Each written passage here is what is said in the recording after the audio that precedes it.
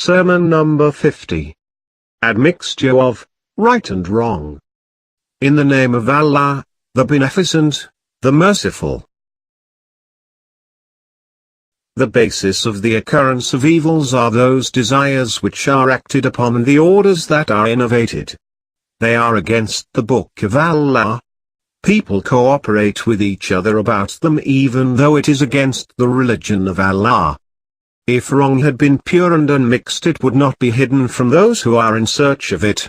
And if right had been pure without admixture of wrong, those who bear hatred towards it would have been silenced. What is, however, done is that something is taken from here and something from there, and the two are mixed. At this stage, Shaitan overpowers his friends and they alone escape, for whom virtue has been apportioned by Allah from before.